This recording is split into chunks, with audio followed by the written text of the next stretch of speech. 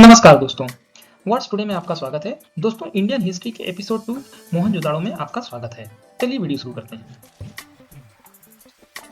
दोस्तों, मोहनजोदाड़ो जो कि सिंधु घाटी सभ्यता का एक शहर था, जो कि लगभग 5000 साल पुराना आधुनिक शहर था।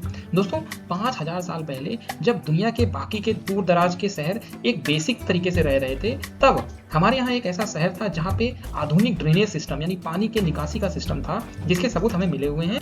लेकिन ऐसा मुमकिन कैसे था, चलिए जानते हैं। दोस्तों, 1920 के दशक में पुरातत्वविदों ने एक ऐसा शहर खोजा जो मिट्टी के नीचे हजारों साल से दबा हुआ था, जिसका नाम है मोहनजोदाड़ो। इसका मतलब होता है दोस्तों माउंट ऑफ द डेड। जी हाँ, ये आज के बलूचिस्तान में स्थित है, जहाँ पे इसको मृतकों का टीला कहा जाता था। अक्सर सिंधु घाटी का महानगर या हड़प्पा सभ्यता का एक प्रमुख शहर भी इसे कहा जाता है।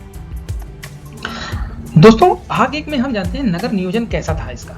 दोस्तों, सबसे चौंकाने वाली बात है इसका प्लानिंग सिस्टम। सीधी कतारें, जैसे ग्रिड पैटर्न होता है, जैसे कि आजकल के हमारे यहाँ नालियों में या बड़े जो नाले वगैरह बनाए जाते हैं, वो उनकी प्लानिंग आज के हिसाब से उस समय पे करी गई थी।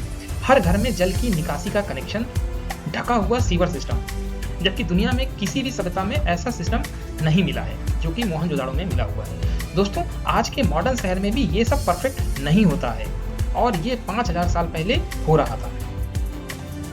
दोस्तों, भाग 2 में जानते हैं इनकी शानदार स्नान और जीवन शैली। दोस्तों, यहाँ मिला है एक संरचना जो कि उत्कृष्ट स्नान की प्रक्रिया को दर्शाता है कि ये स्नान एक अच्छे से, जैसे आज के स्विमिंग पूल वगैरह में किया जाता है, वैसे वहाँ पे कुंड मिले हुए हैं। दोस्तों, विशेषज्ञ मानते हैं कि ये धार्मिक या सार्वजनिक उपयोग के लिए था, जैसे कि घर में पक्की ईंटें। जी हाँ दोस्तों, पक्की ईंटें। जबकि अभी आप अगर देखें तो आज से अगर 50 साल पहले के घरों को देखें तो वहाँ पे कच्ची मिट्टी की दीवारें होती थी, लेकिन 5000 साल पहले पक्की ईंटों के घर होते थे। उनके अपने निजी कुएं होते थे और साथ में बाथरूम भी होता था दोस्तों, जो कि काफी बड़ी बात है। मतलब स्वच्छता का कॉन्सेप्ट तब भी बहुत मजबूत था। दोस्तों, भाग 3 में हम जानते हैं कि उनकी रहस्यमयी पटकथा क्या थी। सबसे बड़ा रहस्य था उनकी भाषा। जी हाँ, वो आपस में संवाद करते थे और उनकी एक अपनी लिपि थी, उनकी एक अपनी मुद्रा थी।